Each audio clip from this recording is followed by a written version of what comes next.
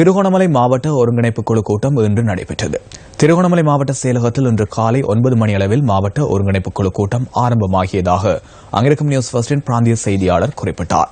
இது தொடர்பான மேலதிக தகவல்களுடன் இணைந்து கொள்கின்றார் அங்கிருக்கும் நியூஸ் ஃபர்ஸ்டின் பிராந்திய செய்தியாளர் MWM ஆஷிக். திருகோணமலை மாவட்ட ஒருங்கிணைப்பு குழு கூட்டம் மாவட்ட அரசாங்க அதிபர் MAA புஷ்பகுமாரின் ஏற்பாட்டில் இணைத் தலைவர்களான அப்துல்லா மௌரூப், இம்ரான் மௌரூப், சுசந்த புஞ்சிநிலைமை பாராளுமன்ற உறுப்பினர்கள் ஆகியோரால் தலைமையில் நடைபெற்றது. பாராளுமன்ற உறுப்பினர் அப்துல்லா மௌரூப் அவர்களினாலும் இந்நிகழ்ச்சியில் உரையாற்றப்பட்டது. இதன்போது திருவண்ணாமலை மாவட்டத்தின் பன்முகப்படுத்தப்பட்ட வரவு செலவு திட்டத்தின் மொத்த நிதி ஒதுக்கீடு 84 மில்லியன் ஆகும். இதன்போது 543 வேலை திட்டங்களும் செயல்படுத்தப்படுகின்றது. கிராமிய உட்கட்டமைப்பு அபிவிருத்திக்காக 335 வேலைகளும் 230 மில்லியனும் ஒதுக்கப்பட்டுள்ளது.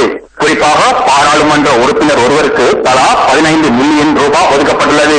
இதன்போது மீள்குடியேற்ற அமைச்சு 1200 மில்லியன் ஒதுக்கப்பட்டு வீடு உட்கட்டமைப்பு குடிநீர் வேலைகளுக்காகவும் ஒதுக்கப்பட்டிருக்கின்றது.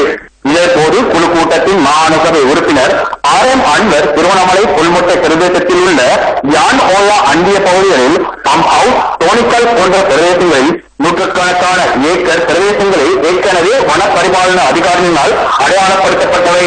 ஆனால் தற்போது சிவில் பாதுகாப்பு படையினர் அதனை அத்துமீறி ஆக்கிரமித்து வருகின்றார்கள்.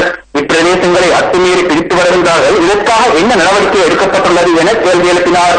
நியூஸ் செய்திகளுக்காக திருவண்ணாமலை அரசாங்க அதிபர் காரியாலயத்திலிருந்து ஆஷிக் அப்துல் வதூத்.